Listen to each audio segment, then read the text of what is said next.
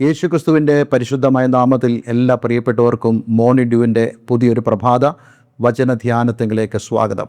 കഴിഞ്ഞ ദിവസം നമുക്ക് വളരെ അനുഗ്രഹിക്കപ്പെട്ട ആത്മീക വചനചിന്തയിലൂടെ കടന്നുപോകാൻ തക്കവണ്ണം ദൈവം നമ്മെ സഹായിച്ചല്ലോ. തീർച്ചയായിട്ടും ഈ ദിവസങ്ങളിലെ വചനചിന്തകൾ നമ്മുടെ ജീവിതത്തിൽ വളരെ അനുഗ്രഹപ്രദമായി തീരുമെന്ന് ഞാൻ പൂർണ്ണമായും വിശ്വസിക്കുന്നു.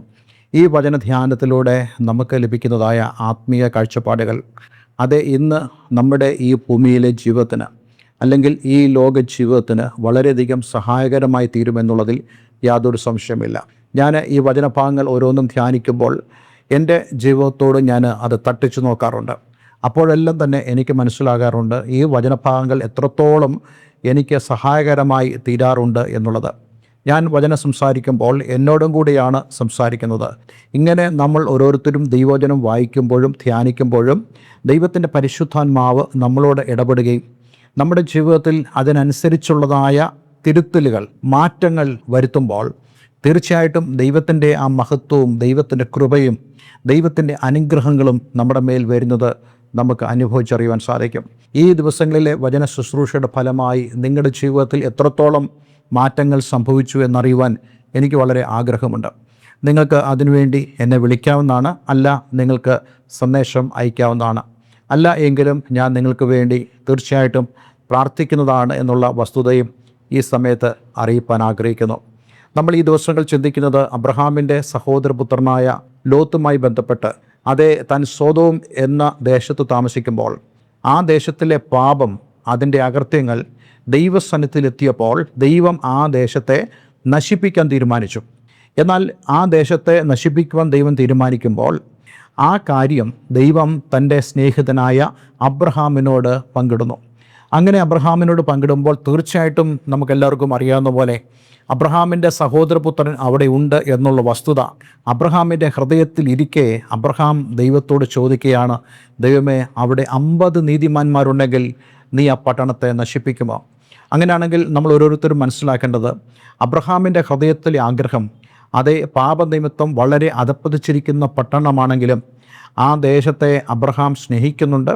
അവിടെയുള്ള ആളുകൾ അവർ പാപികളാണെങ്കിലും അവർ ദൈവസന്നിധിയിലേക്ക് വരണമെന്നും അവർക്ക് രൂപാന്തരം സംഭവിക്കണമെന്നും അബ്രഹാം ആഗ്രഹിക്കുന്നുണ്ട്. അവർക്ക് വേണ്ടി ദൈവത്തോട് സംവാദിക്കാൻ വരെ അബ്രഹാം തയ്യാറാണ്. എന്നാൽ അവിടെയൊക്കെ നമുക്ക് കാണാൻ കഴിയുന്നുണ്ട് അബ്രഹാമിൻ്റെ ആ അഭയയാചന അല്ലെങ്കിൽ മധ്യസ്ഥതയ്ക്ക് ദൈവം വളരെ മൂല്യം കൊടുക്കുന്നു. ഇത് മാത്രമല്ല, ദൈവം പറയുന്നു, തീർച്ചയായിട്ടും 50 നീതിമാന്മാരുണ്ടെങ്കിൽ ഞാൻ ആ പട്ടണത്തെ നശിപ്പിക്കുകയില്ല. പിന്നീട് 45 കുറച്ചു, പിന്നീട് 30 പിന്നീട് 20 10 കുറച്ച് കഴിഞ്ഞിട്ടും ദൈവം പറയുന്നു 10 നീതിമാന്മാരുണ്ടെങ്കിൽ ഞാൻ ആ പട്ടണത്തെ നശിപ്പിക്കുകയില്ല. എന്നാൽ 10 നീതിമാന്മാർ ഇല്ല. എന്നാൽ അബ്രഹാമിന് അതിനു മുമ്പ് തന്നെ ഒരു ഉറപ്പ് ലഭിച്ചിരുന്നു, ദുഷ്ടന്മാരോടുകൂടെ ദൈവം നീതിമാനെ നശിപ്പിക്കുകയില്ല എന്നുള്ളതുകൊണ്ട് അബ്രഹാം ഉറപ്പ് വരുത്തി തൻ്റെ സഹോദരപുത്രൻ ലോത്ത് വിടുവിക്കപ്പെടും എന്നുള്ളത്. ഇത് നമ്മെ കാണിക്കുന്നത് നമ്മളുടെ പ്രാർത്ഥനാ ജീവിതത്തിന് എത്രത്തോളം പ്രാധാന്യമുണ്ട്. അതുകൊണ്ട് ദൈവത്തോടുള്ള ബന്ധത്തിൽ നമുക്ക് നമ്മുടെ പ്രാർത്ഥനാ ജീവിതത്തിൻ്റെ പ്രാധാന്യത മനസ്സിലാക്കി ദൈവസന്നിധിയിൽ പ്രാർത്ഥിക്കുവാൻ നമുക്ക് സാധിക്കണം. എന്നാൽ നമ്മെ ഏൽപ്പിച്ചതായ ഉത്തരവാദിത്വം എന്ന് പറയുന്നത് ഒരു ദേശത്തിൻ്റെ നാശത്തെ കാണുക എന്നുള്ളതല്ല. ആ ദേശത്തിൻ്റെ നാശത്തിൽ നിന്നും ആ ദേശത്തെ വിടുവിക്കുവാൻ ദൈവത്തോട് പ്രാർത്ഥിക്കുക എന്നുള്ള ഉത്തരവാദിത്തമാണ്. ഇന്ന് പലരും ചിന്തിക്കുന്നത് ഒരു ദേശം ഇതുപോലെ ആയിത്തീർന്നാൽ ആ ദേശത്ത് ന്യായവിധി വന്നാൽ കൊള്ളാമായിരുന്നു, ആ ദേശത്ത് ദൈവം ന്യായം വിധിക്കുന്നത് കാണാൻ ഞാൻ വളരെ കൊതിക്കുന്നു എന്നുള്ളതാണ് പലരും ചിന്തിക്കുന്നത്. പക്ഷേ നമ്മൾ അങ്ങനെ ആകരുത്. നമ്മളെക്കുറിച്ച് ദൈവം ആഗ്രഹിക്കുന്നത് ആ ദേശത്തിനു വേണ്ടി പ്രാർത്ഥിക്കുക എന്നുള്ളതാണ്. ബാക്കി ദൈവത്തിൻ്റെ കരങ്ങളിലാണ്. നോക്കൂ, ഇവിടെ എല്ലാം തന്നെ ആ മധ്യസ്ഥത പ്രാർത്ഥനയുടെ പ്രത്യേകത നമുക്ക് കാണാൻ കഴിയുന്നുണ്ട്. എന്നാൽ ലോത്ത് അങ്ങനെ ആയിരുന്നില്ല. നമ്മൾ ഈ ദിവസങ്ങളിലൊക്കെ ലോത്തിനെക്കുറിച്ചാണല്ലോ കൂടുതൽ ചിന്തിക്കുന്നത്. ഈ ഒരു ദേശത്ത് ലോത്ത് എങ്ങനെയായിരുന്നു? ലോത്തിൻ്റെ പ്രകൃതം എന്തായിരുന്നു? നമുക്കറിയാം, അവിടുത്തെ പാപത്തെക്കുറിച്ച് വളരെയധികം വിഷമത ഉള്ള ഒരു മനുഷ്യനായിരുന്നു ലോത്ത്. പക്ഷേ ഒരു ആക്ഷനും ഒരു പ്രവൃത്തിയും അവൻ്റെ ഭാഗത്തുണ്ടായില്ല. സ്വന്തം കുടുംബത്തെ പോലും അതിൽ നിന്നൊക്കെ മാറ്റി നിർത്തുവാൻ കഴിവില്ലാത്തതായൊരു വ്യക്തിയായി ഈ നീതിമാൻ എന്നറിയപ്പെടുന്നതായ ലോത്ത് മാറിപ്പോയപ്പോൾ അത് നമുക്ക് വലിയൊരു പാഠമാണ് നൽകുന്നത്. ആ പാഠം എന്ന് പറയുന്നത് ഈ ദുഷ്ടലോകത്തിൽ നമ്മൾ താമസിക്കുമ്പോൾ നമ്മൾ പാപത്തിനെതിരെ നിൽക്കണം, പാപത്തിനെതിരെ പ്രസംഗിക്കണം. അതേ, നമ്മൾ നീതിമാന്മാരായി ജീവിക്കണം. മറ്റുള്ളവരെ അവരുടെ പാപത്തിൽ നിന്നും പിന്തിരിപ്പിക്കണം എന്നുള്ളതാണ് ദൈവം നമ്മെക്കുറിച്ച് ആഗ്രഹിക്കുന്നത്. നോക്കൂ, അങ്ങനെയൊക്കെ സംഭവിച്ച ശേഷം കഴിഞ്ഞ ദിവസങ്ങൾ നമ്മൾ ചിന്തിച്ചല്ലോ, ലോത്തിനെ ദൈവം സേഫാക്കുന്നു. അതായത് ഈ സൊദോം പട്ടണത്തിൽ നിന്നും അവനെ കൂട്ടിക്കൊണ്ട് പട്ടണത്തിന് പുറത്തേക്ക് കൊണ്ടുവരുന്നു. ഈ കാര്യങ്ങളെല്ലാം സംഭവിക്കുന്നത് രാത്രിയിലാണ് എന്നുള്ള വസ്തുത നമ്മൾ മനസ്സിലാക്കണം. രാത്രി, ഞാനതിനെ ആത്മീയമായിട്ട് വ്യാഖ്യാനിക്കാൻ ആഗ്രഹിക്കുകയാണ്. നമുക്കെല്ലാവർക്കും അറിയാം, യെശയ്യാ പ്രവചന പുസ്തകത്തിലൊരു വാക്യമുണ്ട്, അന്ധകാരം ഭൂമിയെയും കൂരിരുട്ട് ജാതികളെയും മൂടിക്കളയുന്നു, നിന്റെ മേലോ യഹോവയുടെ തേജസ്സ് ഉദിക്കും. നമ്മൾ ഇത് വായിക്കാൻ ആഗ്രഹിക്കുന്ന ഈ വാക്യം തന്നെ വായിച്ചിട്ട് ഞാൻ ആ ഭാഗത്തെ കൂടുതൽ വിശദീകരിക്കാൻ ആഗ്രഹിക്കുന്നു. നോക്കൂ, 23-ാമത്തെ വാക്യത്തിൽ നമ്മളിങ്ങനെ വായിക്കുന്നു, അതേ ഉൽപ്പത്തി പുസ്തകം 19:23. ലോത്ത് സോവാരിൽ കടന്നപ്പോൾ സൂര്യൻ ഉദിച്ചിരുന്നു. യഹോവ സോദോമിൻ്റെയും ഗോമോറയുടെ മേൽ യഹോവയുടെ സന്നിധിയിൽ നിന്ന് ആകാശത്തു നിന്ന് തന്നെ ഗന്ധകവും തീയും വർഷിപ്പിച്ചു. ഇവിടെ നോക്കുക, ലോത്ത് സോവാരിൽ കടന്നപ്പോൾ സൂര്യൻ ഉദിച്ചിരുന്നു. ഞാൻ നേരത്തെ പറഞ്ഞതുപോലെ അങ്ങനെയാണെങ്കിൽ ഇവിടെ ഈ ലോത്തിനെയും കുടുംബത്തെയൊക്കെ രക്ഷിക്കാനുള്ള ആ റെസ്ക്യൂ വർക്ക് ചെയ്തത് മുഴുവനും രാത്രിയിലാണ്. ഞാൻ നേരത്തെ പറഞ്ഞ പോലെ അന്ധകാരം ഭൂമിയെയും കൂരിട്ട് ജാതികളെയും മൂടിക്കളയുന്നതായ സന്ദർഭം. ഈ കൂരിരുട്ടിൻ്റെ വേളകളിൽ, അതായത് ഇന്ന് ലോകം ആത്മീയമായി അന്ധകാരത്തിൽ കിടക്കുകയാണ്. എന്നാൽ ഈ അന്ധകാരത്തിൽ കിടക്കുമ്പോൾ തന്നെ ദൈവം തൻ്റെ രക്ഷണ്യ പ്രവൃത്തി ചെയ്യുന്നു. ആ രക്ഷണ്യ പ്രവൃത്തിയിൽ ലോത്തും കുടുംബവും മാത്രമല്ല ഉൾപ്പെടേണ്ടതെന്ന് ദൈവം ആഗ്രഹിക്കുന്നുണ്ട്.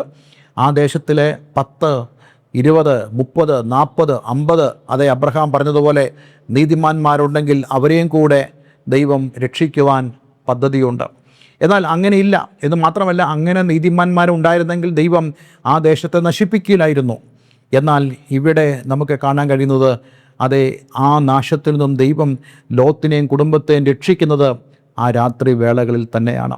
അങ്ങനെയാണെങ്കിൽ ഇന്ന് ഈ അന്ധകാര ലോകത്തിൻ്റെ അവസ്ഥയിൽ ദൈവത്തിൻ്റെ രക്ഷണ പ്രവൃത്തി നടക്കുന്നു എന്നുള്ള കാര്യം നമ്മളാരും തന്നെ മറന്നുപോകരുത്. ഇനി നമ്മളെന്താണ് ചെയ്യേണ്ടത്? ഈ രക്ഷണ പദ്ധതിയിൽ അതേ ദൈവത്തിൻ്റെ പ്രവൃത്തിയിലേക്ക് നമ്മൾ ഏർപ്പെടുക എന്നുള്ളതാണ്. ലോത്ത് വളരെ സാവധാനത്തോടെയും അതേ അവധാനതയോടും കൂടെ ആ പ്രവൃത്തികളിൽ ഏർപ്പെട്ടു. പലപ്പോഴും ദൂതന്മാർ അവനെ ഉത്സാഹിപ്പിക്കേണ്ട സാഹചര്യങ്ങൾ കടന്നു വരുന്നുണ്ട്, അവനെ നിർബന്ധിക്കേണ്ട സാഹചര്യങ്ങൾ കടന്നു വരുന്നുണ്ട്. അതേപോലെ തന്നെ ദൈവത്തിൻ്റെ ആ ഒരു പദ്ധതിയിലേക്ക് ചേർന്ന് നിൽക്കാതെ സ്വന്തം ആശയങ്ങൾ, സ്വന്തം പദ്ധതികൾ ഉള്ളവനായി നമുക്ക് ലോത്തിനെ കാണാൻ സാധിക്കുന്നുണ്ട്. പക്ഷെ അവിടെയും ഈ ദൂതന്മാർ ഈ ലോത്തിനെ വളരെയധികം സഹായിക്കുന്നതായിട്ട് നമുക്ക് കാണാൻ കഴിയുന്നുണ്ട്. അങ്ങനെയാണെങ്കിൽ നമ്മളൊരു കാര്യം മനസ്സിലാക്കണം, ഈ അന്ധകാര ലോകത്തിൽ നമ്മളെ സഹായിക്കുവാൻ ദൈവത്തിൻ്റെ പരിശുദ്ധ ആത്മാവുണ്ട്. നമ്മൾ ഒറ്റയ്ക്കല്ല ആയിരിക്കുന്നത്. നമ്മെ നമ്മുടെ ആത്മീയ ജീവിതത്തിൻ്റെ ഓരോ ഘട്ടത്തിലും സഹായിക്കുവാൻ കഴിയുന്ന ദൈവത്തിൻ്റെ പരിശുദ്ധം ഉണ്ടെന്ന കാര്യം നമ്മൾ ഒരിക്കലും മറന്നുപോകരുത്. നോക്കൂ, ഇവിടെ ഈ ലോത്ത് സോവാരിൽ കടന്നപ്പോൾ സൂര്യൻ ഉദിച്ചിരുന്നു. യഹോവ സോദോമിൻ്റെയും ഗോമോറയുടെ മേൽ യഹോവയുടെ സന്നിധിയിൽ നിന്ന് ആകാശത്തു നിന്ന് തന്നെ ഗന്ധകവും തീയും വർഷിപ്പിച്ചു. ഇവിടെ യഹോവയുടെ സന്നിധി എന്ന് പറയുന്നത് ദൈവത്തിൻ്റെ ഡിസിഷനെയാണ് കാണിക്കുന്നത്, തീരുമാനത്തെയാണ് കാണിക്കുന്നത്. അതായത് രക്ഷ ദൈവത്തിൻ്റെ തീരുമാനമാണെങ്കിൽ ന്യായവിധിയും ദൈവത്തിൻ്റെ തീരുമാനമാണ്. രണ്ട് കാര്യങ്ങൾ ഇവിടെ നമ്മെ ഓർപ്പിക്കുന്നു. ഒന്ന്, ദൈവത്തിൻ്റെ ന്യായവിധിയും അതേപോലെ തന്നെ ദൈവത്തിൻ്റെ കൃപയും. അടുത്ത ദിവസം നമ്മളതിനെക്കുറിച്ച് കൂടുതൽ സംസാരിക്കുന്നതാണ്. പക്ഷേ ഇന്ന് നമ്മൾ മനസ്സിലാക്കേണ്ടത്, ഈ സോവാരിൽ കടന്നതായ അതേ ഈ ലോത്തിന് കാണാൻ കഴിയുന്നതായൊരു കാര്യം, ദൈവം സോദോമിൻ്റെയും അതേ ഗോമോറയുടെ മേൽ അതേ ദൈവത്തിൻ്റെ സന്നിധിയിൽ നിന്ന് ആകാശത്തു നിന്ന് തന്നെ ഗന്ധകവും തീയും വർഷിപ്പിക്കുന്നതാണ്.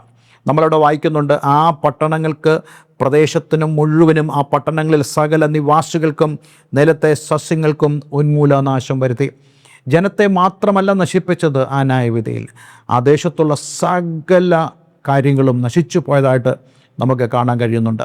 നമുക്കെല്ലാവർക്കും അറിയാവുന്ന പോലെ ഡെഡ് സീ അല്ലെങ്കിൽ ചാവുകടൽ എന്നറിയപ്പെടുന്നതായ ആ ഒരു പ്രദേശം അല്ലെങ്കിൽ ചാവുകടൽ, അതിൻ്റെ അടിവശം ഇപ്രകാരമുള്ള ഒരു പട്ടണം കിടക്കുന്നു എന്നുള്ളത് അതേ ശാസ്ത്രജ്ഞന്മാരുടെ കണ്ടുപിടുത്തമുള്ളതാണ്.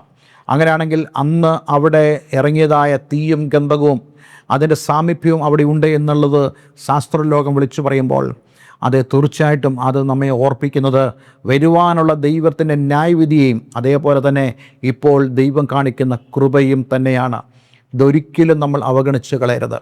അതുകൊണ്ട് ഇന്ന് ദൈവം നമുക്ക് അവസരം തരുമ്പോൾ ആ ദൈവത്തിൻ്റെ കൃപയാലുള്ള രക്ഷ അനുഭവിക്കുവാനും അതേപോലെ തന്നെ ഈ ന്യായവിധിയിൽ നിന്നും ഒഴിഞ്ഞു പോകുവാനും നമുക്ക് സാധിക്കണം. അടുത്ത ദിവസം നമ്മൾ ഇതിനെക്കുറിച്ച് കൂടുതൽ ചിന്തിക്കുന്നതാണ്. പക്ഷേ ഇന്ന് നമ്മൾ ഓരോരുത്തരും മനസ്സിലാക്കണം എത്രത്തോളമാണ് ദൈവത്തിൻ്റെ കൃപ നമ്മളോട് കൂടെയുള്ളത്. നമ്മൾ ഓരോരുത്തരും മനസ്സിലാക്കണം ന്യായവിധിയെക്കുറിച്ചുള്ള ആ മുന്നറിയിപ്പ്, അതിൻ്റെ ആ ഒരു ആഴം എത്ര വലുതാണെന്നുള്ളത്. അതുകൊണ്ട് ഇന്ന് നമുക്ക് നമ്മെ തന്നെ ദൈവങ്ങളിലേക്കൊന്ന് സമർപ്പിക്കാം. ഒരു നിമിഷം പ്രാർത്ഥിക്കാം. സ്വർഗീയപിതാവേ, ഇന്ന് ഞങ്ങളെ കേൾപ്പിച്ച വളരെ അനുഗ്രഹിക്കപ്പെട്ട സന്ദേശത്തിനായി സ്തോത്രം. ഈ വചനം കേൾക്കുന്ന ഏവരെയും ഞാൻ യേശുവിൻ്റെ നാമത്തിൽ അനുഗ്രഹിക്കുന്നു. കർത്താവേ, ഞങ്ങളുടെ മുമ്പിൽ യാഥാർത്ഥ്യമായി കാണുന്നതായ ദൈവത്തിൻ്റെ ന്യായവിധിയും അതേപോലെ തന്നെ ഇന്ന് കർത്താവ് യേശുക്രിസ്തു മൂലം ഞങ്ങൾക്ക് വെളിപ്പെട്ടതായ ദൈവത്തിൻ്റെ കൃപയും അനുഭവിച്ചുകൊണ്ട് ഞങ്ങളായിരിക്കാൻ തക്കോണം അങ്ങ് ഞങ്ങളെ സഹായിക്കണമേ. ഇന്ന് ലോകം അന്ധകാരത്തിൽ പിടിപെട്ട് കിടക്കുന്നു. അതേ കർത്താവേ, ഈ ഒരു അന്ധകാരത്തിൽ, ഈ ഒരു ഇരുട്ടിൽ കർത്താവെ ദൈവത്തിൻ്റെ ആ രക്ഷണ പ്രവൃത്തിയുടെ പ്രക്രിയ നടന്നുകൊണ്ടിരിക്കുന്നു എന്നുള്ളത് ഞങ്ങൾക്ക് മനസ്സിലാക്കുവാനിടയായി തീർന്നു. കർത്താവെ, ആ രക്ഷണ പദ്ധതിയിൽ ഇന്ന് എന്നെ കേൾക്കുന്ന ആരെങ്കിലും ആയിട്ടില്ലെങ്കിൽ അവർക്ക് അതിൽ ആകുവാനും കർത്താവെ യേശുക്രിസ്തു മൂലമുള്ള ആ രക്ഷയിലേക്ക് കടന്ന് കർത്താവെ ദൈവത്തിൽ ഞങ്ങൾ സുരക്ഷിതരായി തീരുവാനും ദൈവം ഞങ്ങളെ ആക്കുന്ന സ്ഥലത്തേക്ക് ഞങ്ങൾക്ക് ആയിത്തീരുവാൻ ഇടയാക്കണമെന്ന് പ്രാർത്ഥിക്കുന്നു. പ്രാർത്ഥന കേട്ടതിനാൽ നന്ദി. യേശുക്രിസ്തുവിൻ നാമത്തിൽ തന്നെ ആമേൻ, ആമേൻ. ഈ അന്ധകാരം കൊണ്ട് നിറഞ്ഞിരിക്കുന്ന ലോകത്തിൽ അതെ ദൈവം എന്നെ സേഫാക്കി എന്ന് പറയത്തക്കവണ്ണം, അതെ വരുവാനുള്ള ന്യായവിധിയിൽ നിന്നും നമ്മെ സേഫാക്കി എന്ന് പറയത്തക്കതായ ആത്മീയമായ പശ്ചാത്തലത്തിലൂടെ ആയിരിക്കണം എന്നുള്ളതാണ് ദൈവം ഈ സന്ദേശത്തിലൂടെ നമ്മളോട് സംസാരിക്കാൻ ആഗ്രഹിക്കുന്നത്. അതിനുവേണ്ടി നമുക്ക് നമ്മളെ തന്നെ ദൈവരങ്ങളെ കേൾപ്പിക്കാം. എല്ലാവരും ദൈവം അനുഗ്രഹിക്കട്ടെ. നിങ്ങളുടെ പ്രാർത്ഥന വിഷയങ്ങളെ ഞങ്ങളെ അറിയിക്കുക. അതേപോലെ ആത്മീയമായ കൂട്ടായ്മയ്ക്ക് താല്പര്യമുണ്ടെങ്കിൽ അതിന് ഞങ്ങളെ വിളിക്കാവുന്നതാണ്. എല്ലാവരും ദൈവം അനുഗ്രഹിക്കട്ടെ. Have A nice day. God bless you all.